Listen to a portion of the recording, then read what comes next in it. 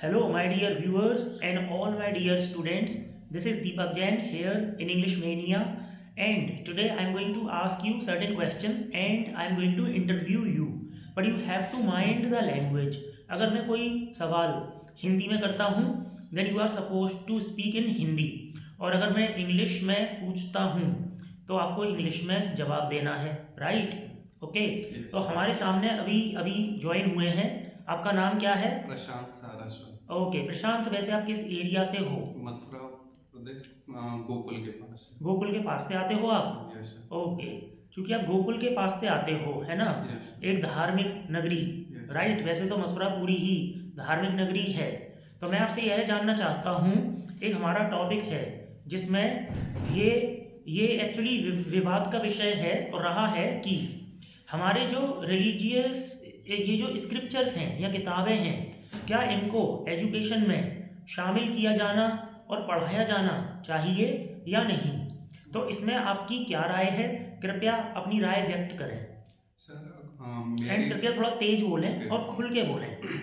Sir मेरी राय यह है कि अपनी जो रिलीजियस बुक है उसकी स्टडी अपने पेरेंट्स लोग स्टार्टिंग से अपने बच्चों को बचपन से सिखाएं, जिससे उनका जो एक ग्रो होता है, जो एक उनकी समझ बनती है, वो अच्छी सोसाइटी के लिए एक अच्छा वैल्यू क्रिएट कर सके.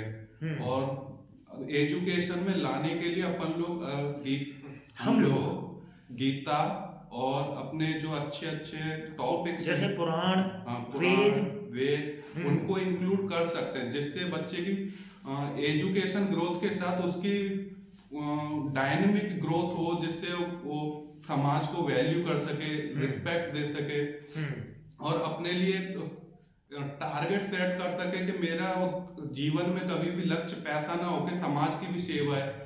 अपने जो ग्रंथ हैं वो सोसाइटी को लेके चलते हैं. तो ये एक सोच पैदा होगी उनके अंदर कि हमें अपने साथ वालों को भी संग में लेके चलना है. तो इन चीजों के लिए हम लोग अपनी बुक्स में अपने ग्रंथों को ऐड कर सकते हैं. ओके. लेकिन आजकल तुमने देखा होगा हमारे ग्रंथों में जितना कंटेंट है उसमें बहुत जगह पे विरोधाभास भी है. कई बातें हैं जो आपस में विरोधी हैं. मतलब so much of paradox is there. तो तुम्हें क्या नहीं लगता कि धर्म को लेकर जब वो डीपली इसमें घुसेंगे तो उनके अंदर काफ़ी सारा विरोधाभास भी आएगा? ठीक है, बहुत सारे क्वेश्चंस भी जन्म लेंगे. और दूसरा ये है कि बचपन से ही वो एक धर्म के वाद विवाद में क्या वो नहीं फंसेंगे? क्योंकि जब एजुकेशन होती है तो हिंदू, मुस्लिम, सिख, ईसाई सभी धर्मों के लोग बैठते हैं, राइट? तो ये जो धर्म है सारे, इनमें काफ़ी जगह कॉन्ट्राडिक्शन भी है ना? तो तुम्हें नहीं लगता कि बच्चों के अंदर शुरुआती दिनों से ही एक विरोधाभास और एक आर्ग्यूमेंट और एक हो सकता है लड़ाई झगड़ा भी शुरू नहीं होगा क्या? सर मेरे अनुसार बच्चों में हम जब रिलीजियस चीजें सिखाते हैं तो कोई भी धर्म किसी के खिलाफ नहीं सिखाते, कोई भी धर्म किसी की हानि नहीं पहुंचाना चाहता है. अपने को बड़ा दिखाकर अपने को बड़ा ऐसे नहीं दिखाया जा सकता कि किसी को नीचा कर दिया जाए. तो ये अपने पेरेंट्स या जो रिलीजियस बुकों का अर्थ निकालते हैं, जो समझाते हैं बच्चों को, उन पे डिपेंड करता है वो किस वे में समझा रहे हैं. और रही बात कुछ चीजें जो हैं आज के समय में कॉन्ट्राडिक्ट मतलब जो आज वो चीजें नहीं ला सकते अपन लोग, तो अपन को उनमें थोड़ा सा हम लोग उनको सुधार कर सकते हैं, परिवर्तन कर सकते हैं. ऐसा कहीं नहीं लिखा है जो पहले बात को मानते थे आज उसी बात को उसी वे में माना जाए. उसको थोड़ा सुधार, परिवर्तन ही प्रकृति का नियम है. नहीं, लेकिन बहुत धर्मगुरु हैं जो उन्हीं किताबों के सिद्धांतों पे आज भी अड़े हुए हैं, चाहे वो गलत ही क्यों ना हो. आज की सोसाइटी, प्रेजेंट समय जो चल रहा है उसके हिसाब से मैं एग्जाम्पल भी दे सकता हूँ तुमको, ठीक है? और पुराने समय के हिसाब से, जैसे मैं अगर अपना ही व्यक्तिगत एग्जाम्पल देना चाहूँगा, मैं जैसे मैंने एक धर्मगुरु से प्रश्न पूछा कि क्या ये जो अंतरजातीय विवाह है ये होना चाहिए, उचित है या अनुचित है? तो उन्होंने मना कर दिया कि अंतरजातीय विवाह बिल्कुल अनुचित है. उनके पीछे उन्होंने कुछ अपने तर्क भी दिए. उनके हिसाब से तर्क हैं, किसी के हिसाब से कुतर्क भी हो सकते हैं, ठीक है? ये एक अलग मामला है. फाइन, उन्होंने तर्क भी दिए. तो उन्होंने कहा नहीं, अंतर जातीय विवाह, दो जातियों में विवाह होना उचित नहीं है. तो क्या आप इस बात से सहमत करेंगे? और अगर इस बात से आप असहमत होंगे तो आप शास्त्रों के विरुद्ध जा रहे हैं, तो बताइए इस कंडीशन में आप क्या करेंगे? सर मेरे अनुसार अगर अंतरजातीय जीवन हमको अपना जीना है तो अगर हम दोनों राजी हैं तो कर भी सकते हैं। फिर डिपेंड करता है हम किसी को कितना इतना क्यों वैल्यू दे रहे हैं कि किसी के मना करने से अपनी लाइफ में उस चीज़ को ना फॉलो करें। तो इसका मतलब आप शास्त्रों को वैल्यू नहीं दे रहे हैं फिर? जितना वैल्यू देना चाहिए उतना वैल्यू दिया जा सकता है। किसी भी चीज़ को अंधा आंख बंद करके विश्वास नहीं कर सकते, क्योंकि हम जब गॉड को भी पूछते हैं तो पत्थर में नहीं पूछते, उनको अपन लोग एक स्पिरिचुअल शक्ति समझते हैं जो हमको अच्छा ही करने के लिए सिखाते हैं। वो आज हम किसी आज के पुरुष हैं जो ज्ञानी लोग हैं जो अपने आप को गॉड का रिप्रेजेंटेटिव बताते हैं, उस पर फॉलो अप ना करके आप जो लिखा है जो अच्छा है, जो इंसानियत है, मानव सभ्यता के लिए अच्छा है, जो अपने लिए अच्छा है, उस वे में उसको यूज करके। लेकिन वो लोग जो बोलते हैं ना, जाहिर सी बात है वो लोग पढ़ के ही तो बोलते हैं, तो फिर वो लोग तो शास्त्रों का पढ़ा हुआ ही बताते हैं। और समय के साथ सबको चेंज करना पड़ता है। अपन भी उन्हीं बातों को समझे जो अपने लिए अच्छा है। तो ये उन्होंने कभी नहीं बोला कि मेरे पास आओ यहाँ पे बैठ के सुनो, मेरे को अच्छा नहीं लगता मैं नहीं जाऊंगा। अभी आपने एक स्टेटमेंट यूज किया, हमें वो फॉलो करना चाहिए, उस चीज का अनुसरण करना चाहिए जो हमारे लिए अच्छा है। अब मैं आपसे एक सवाल पूछना चाहूंगा, ठीक है? Yes sir. अच्छा, शास्त्रों में लिखा है और जैसे कुरान में भी साफ साफ मना है कि ब्याज का काम बिल्कुल नहीं करना चाहिए, परंतु आपने कहा कि जो काम हमारे लिए अच्छा है वो हमें करना चाहिए। तो अगर आप ब्याज पे पैसा देते हैं, मान लो 5% की ब्याज पे मार्केट में चलता है, तो आपके लिए अच्छा ही तो होगा, क्योंकि आपको 5% की ब्याज आएगी, 20 महीने में आपका पैसा डबल हो जाएगा। तो क्या आपके लिए अच्छा नहीं है ये? अच्छा है। तो फिर आप इस काम को करेंगे? Yes sir. सर जो ब्याज का पैसा है जो धर्म ग्रंथों में लिखा है,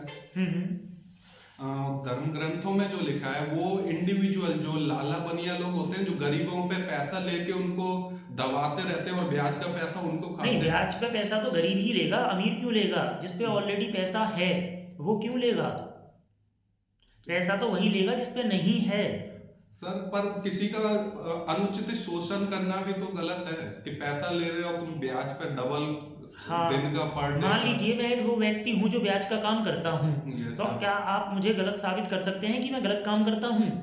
सर ये सिचुएशन होता है, मेरा अगर बिजनेस ही है, मेरे को ब्याज पे लेना ये तो मेरे लिए फेवर में है, तो मैं इसको फॉलो ही करूंगा चाहे मेरे। लेकिन शास्त्र कहते हैं कि नहीं, ब्याज पे पैसा लेना देना उचित ही नहीं है, इस काम को करना ही नहीं चाहिए, कुरान में तो ये बिल्कुल हराम है।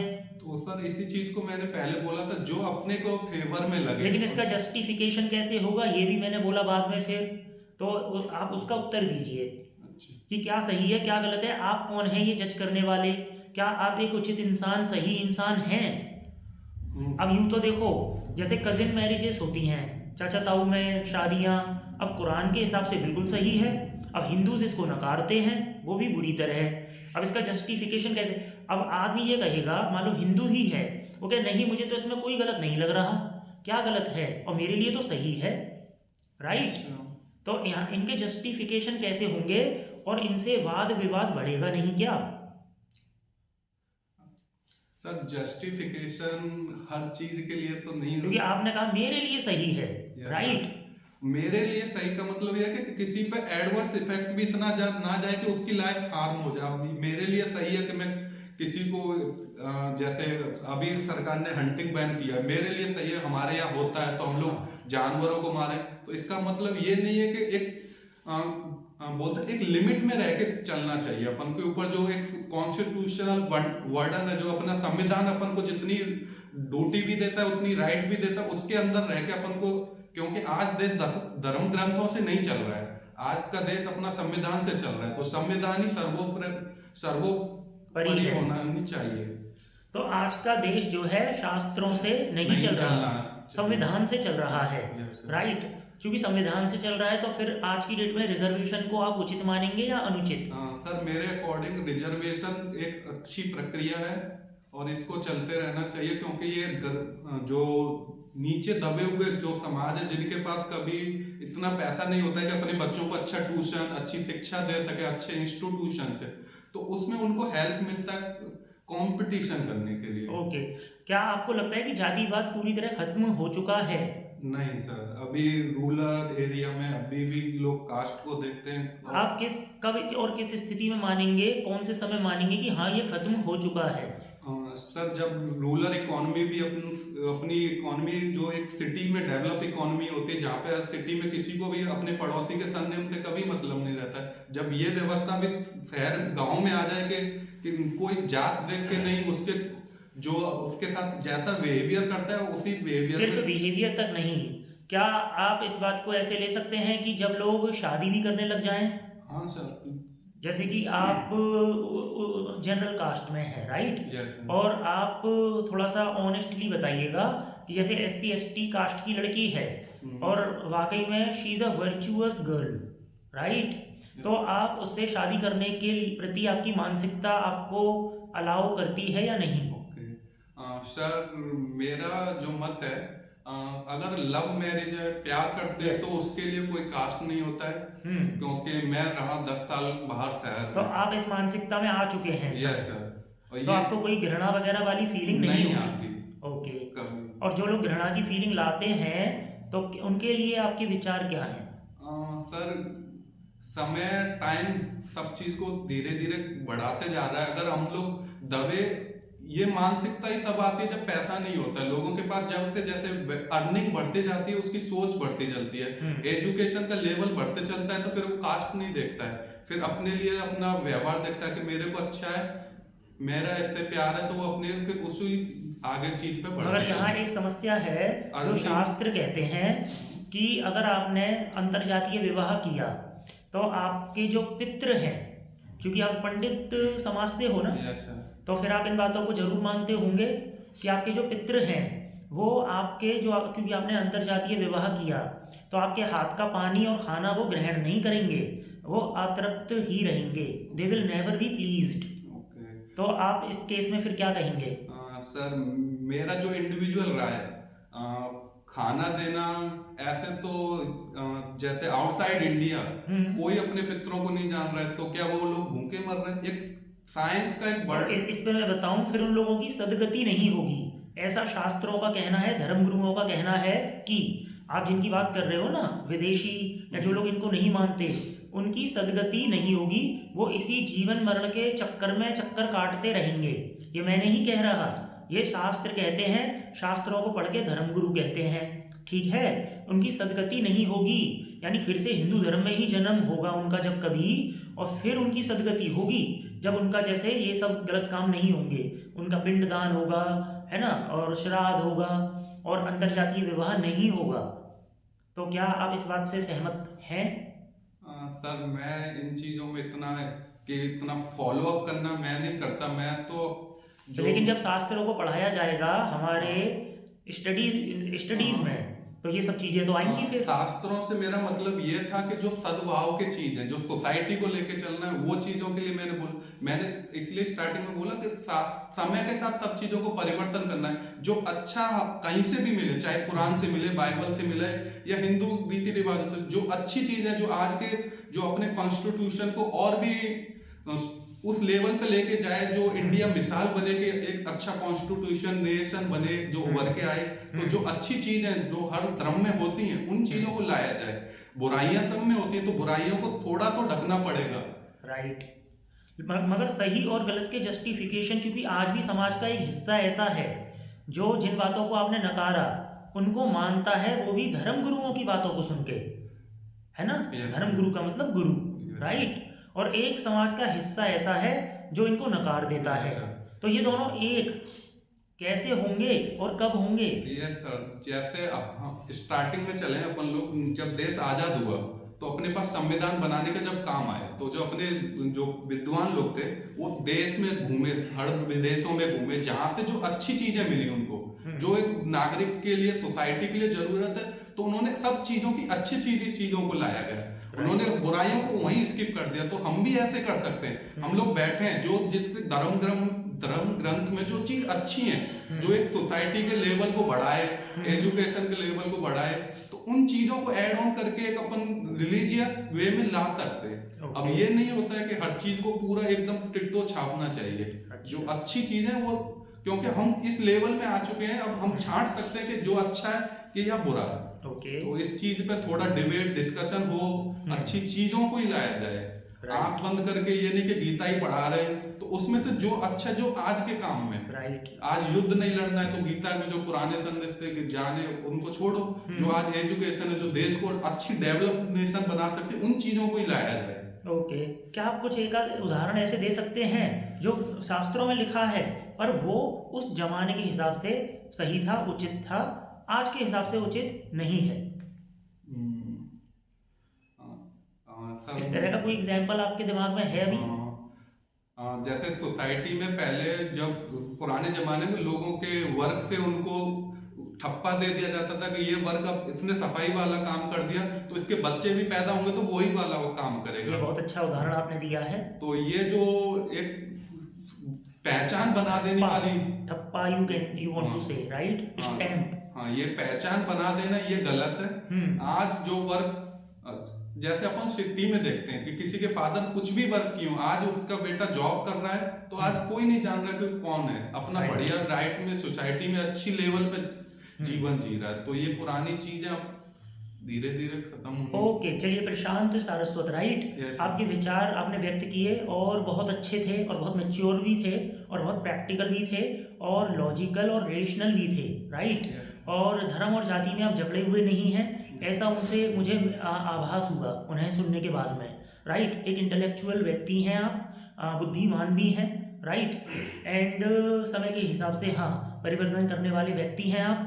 तो आपने सभी सवालों के जवाब बड़ी ही बुद्धिमता से दिए और सूझबूझ के साथ में दिए और बेबाकी से दिए। तो ये आपका बहुत अच्छा पॉइंट था और plus point, and so I can say that is commendable, right. So now let me tell my viewers that was it in this video and in the conversation about many topics we are going to touch in future also, right, because this is going to be a communication class of English and Hindi, right. We have so much of content, so many videos in English, but people should be expert in Hindi also because many people are not able to communicate in Hindi as well. कई बार interviews में मैंने हिंदी में भी बच्चों को fail होते हुए देखा है because they can't communicate in Hindi also. तो बहुत इंसल्ट होती है कि आप अपनी मातृभाषा में भी कम्युनिकेट नहीं कर पा रहे हैं। तो जब आपको उसकी आदत में नहीं होते हो तो obviously how can you do that, है ना, हैबिट, राइट। तो एक हम जो नॉर्मल बातचीत करते हैं जनरली वो अलग होती है, प्रोफेशनली जब हम इंटरव्यूज में करते हैं वो बहुत डिफरेंट होती है, right. So we should be in the habit of doing so, right? And you did it nicely, so that is commendable. I appreciate it. So let's take a short break and we will be right back with many more questions. By the time, just say bye to all the viewers.